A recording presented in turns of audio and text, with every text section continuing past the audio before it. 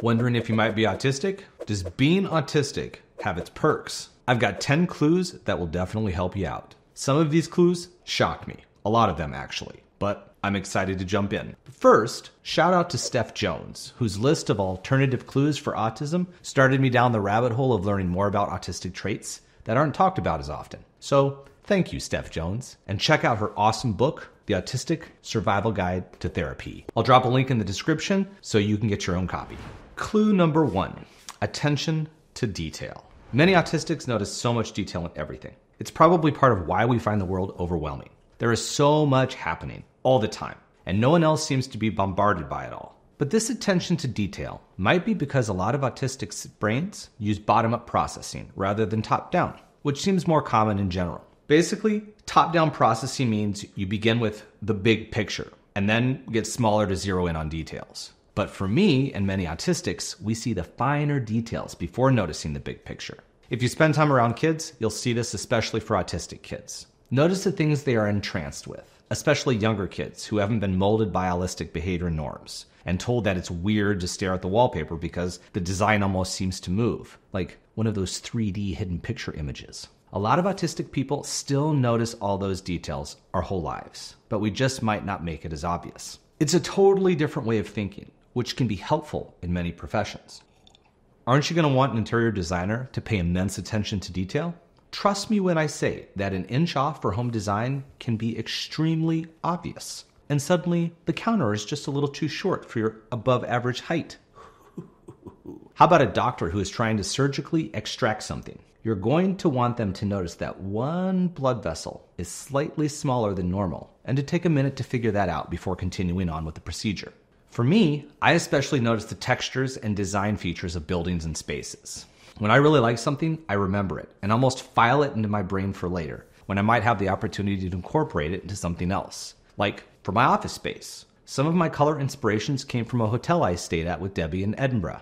When we were in this hotel, I couldn't get enough of one particular room in the lobby. I wanted to spend all of my time there because it was absolutely beautiful. So I sat there and became absorbed in the design. What I did is I sat there and stared at all the colors on the walls, the carpets, the chairs, and how it all came together in that one space that felt so good for my brain. Debbie loved the room too, but she didn't process it the same way. But now she loves the space I created in our office that all came from that memory of a place several years ago. Clue number 2, deep, intense passions. Autistics tend to get really into things and stick with them, long after others have moved on to something else. This is so well documented that it is one of the DSM-5 criteria for autism diagnosis. Highly restrictive, fixated interests. Basically, autistics know what they're into and keep researching, learning, and talking about the topic. For kids, you'll see this when they just keep talking and talking and talking about race cars or dinosaurs. Fact after fact comes up. And it happens all the time, while you're out shopping, in the middle of a lesson at school, walking to the park.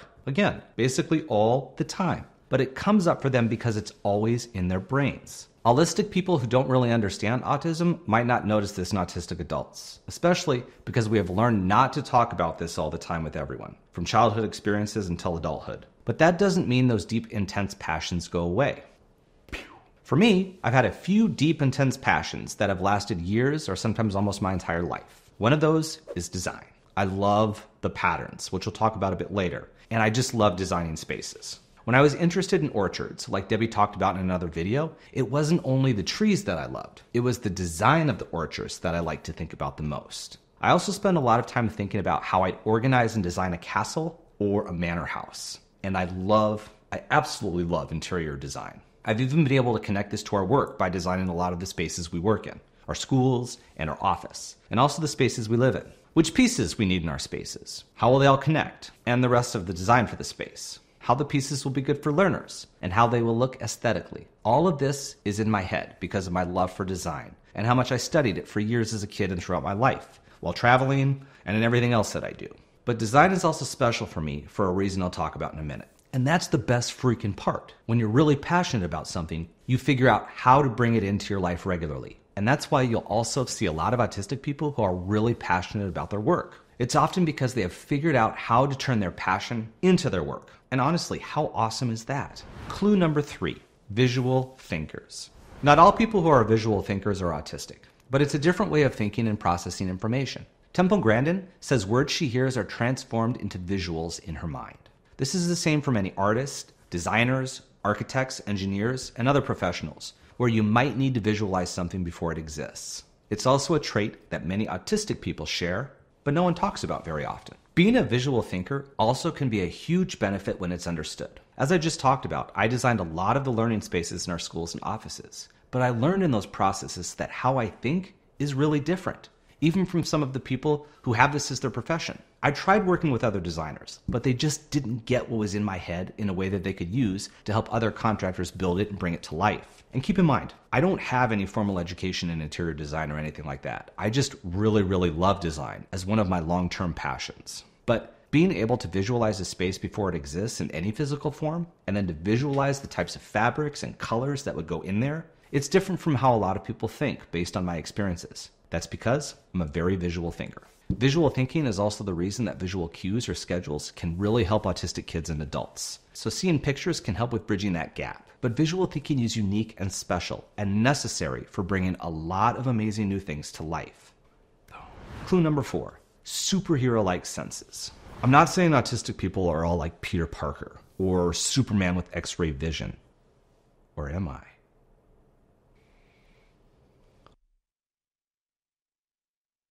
But it is well documented that autistic people often have heightened senses, almost superhero-like senses. I've seen this often in my work as an educator. Certain kids put their hands over their ears with sounds that seem really far away, or not all that loud to everyone else. But I speak from experience when I say that the sounds probably seem extremely loud to them because they are. So just because it's not loud to you doesn't mean it isn't to them. But hearing isn't the only sense that can be heightened. Smell is also one that is often overwhelming, but not talked about. Autistic people are often the ones who can notice the smell from far away before anyone else. Other people might not even notice it at all without their attention being drawn to it. Check this out. A 4-year-old nonverbal autistic boy in the UK smelled a gas leak in the middle of the night and woke his parents up and probably saved all of their lives. This is a true story from a few years ago, and it's also a good example of how this super sense can be helpful. In some cases, life-saving. You can also think of how important heightened senses are for animals and how important they probably were for human survival a long time ago.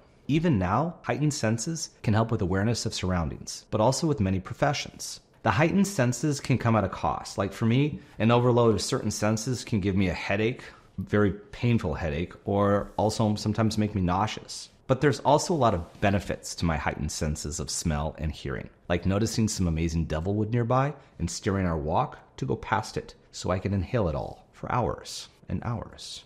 Or hearing an animal far away while hiking and being able to pause just long enough to see it before it runs away. Clue number 5, the ability to hyperfocus. Being able to focus on one thing in this day and age, it's basically unheard of. But this is one thing that many autistic brains excel at. Tuning everything else out and hyper-focusing on one thing. This means we're really not paying attention to anything else. Ignoring or not noticing hunger or thirst, or even needing to go to the bathroom. Ignoring the time. Tuning out all conversations and everything happening around you.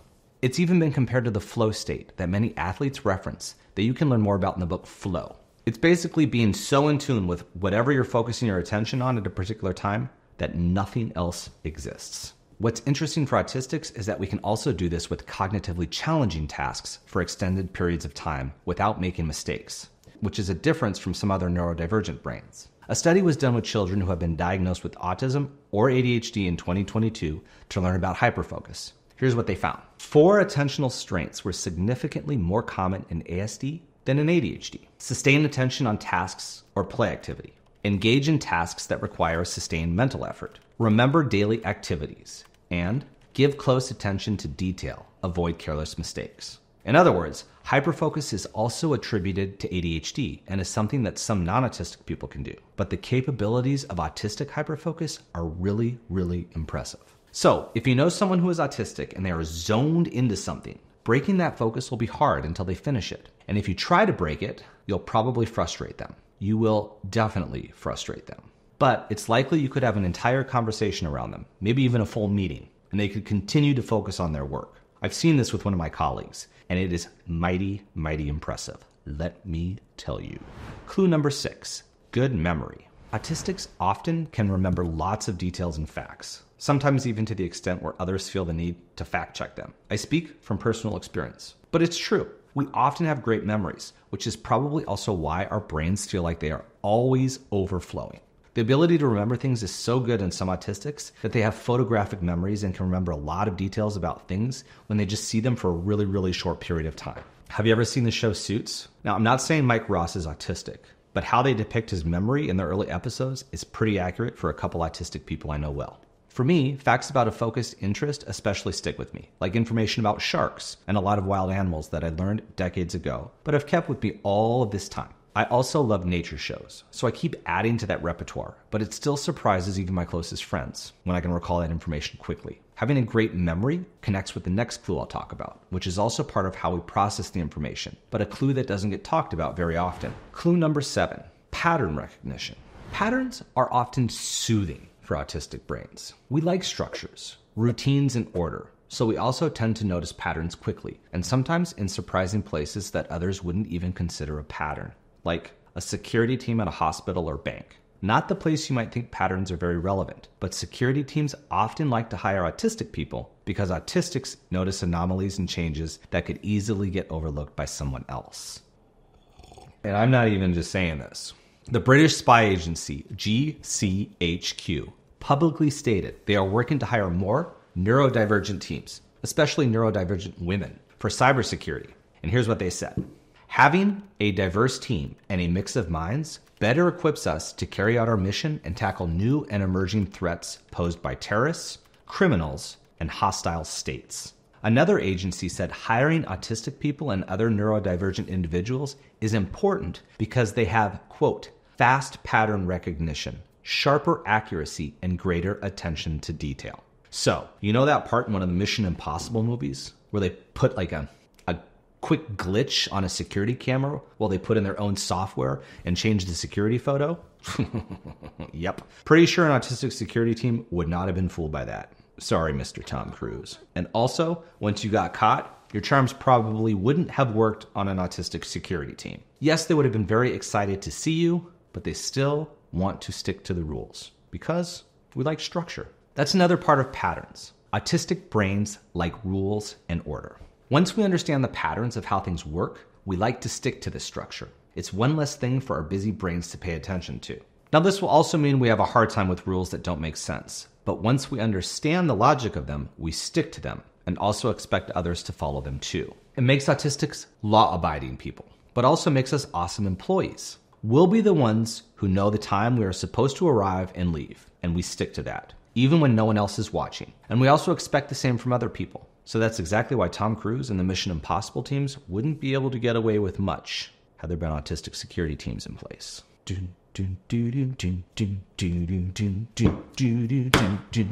Clue number 8, speaking honestly. Along with being able to stick to rules and having all those other things we've talked about, autistics have the ability to speak honestly, very honestly, even when the opinion is unpopular. Autistics will generally stick to what they know or feel is right, even against the opinions of others. This means we're not likely to follow fads and trends unless we're feeling a lot of social pressure. This comes with a lot of benefits, but also means that it can be hard for us to deal with changes, like finding new pants when I like my own style and everyone else is wearing those really tight skinny jeans. Ugh. In other settings, speaking honestly means that you can usually trust that what an autistic person is saying is what they really believe, not just what you want to hear.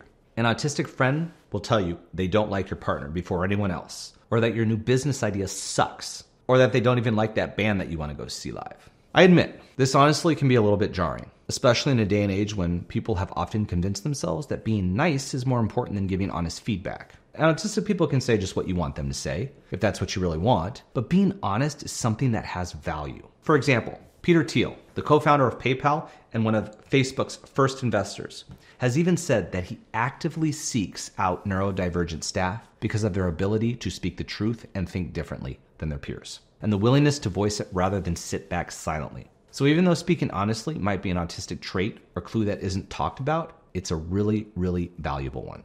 A lot of the positive changes in my company have come from honest employee feedback. Without people who are willing to say something, we wouldn't know about things that could be better. And some of that comes from autistic staff who feel comfortable speaking honestly.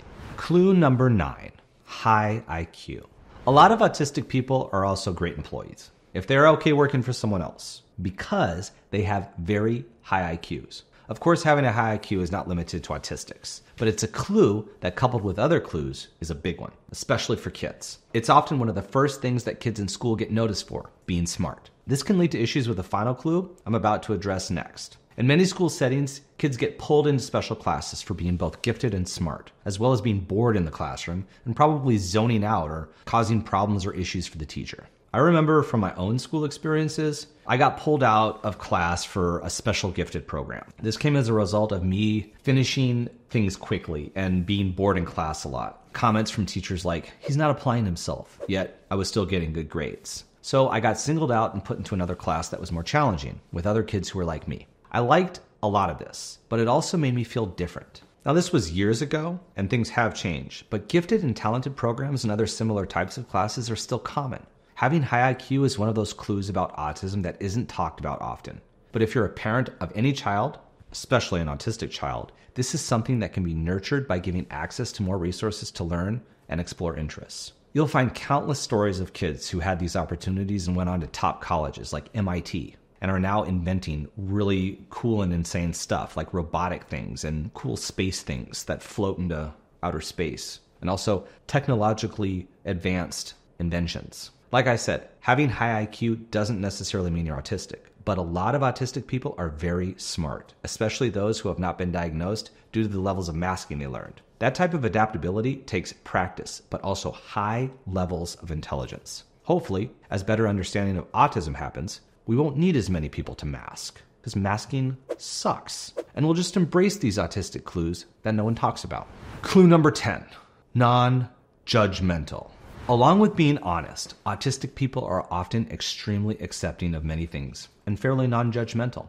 Many times they won't judge the ideas of the person unless it's something that crosses the line in other ways, like it goes against moral rules in their minds. Consider how important it is to be able to interact with people without casting judgment, and how rare that is, especially nowadays, when everything you say and do is usually judged through some societal lens. Autistic people will rarely be the bullies or the ones to outcast others. We really don't participate in gossip unless we're masking, because realistically, many autistics are not that judgmental. And also, we're not really interested in talking about other people in a judgmental way. But think how often this happens the other way around, to realize how special this is. Autistics will rarely judge a hobby or movement or a clothing item as weird, but we're often the subject of extreme scrutiny and very often the targets of bullying over those exact things. I remember getting made fun of because I like to read a lot, and I knew a lot of things earlier than some of my classmates at school. The types of judgments start young, and it just seems to progress. So it's no wonder that many autistic people like to keep to themselves to avoid the judgments.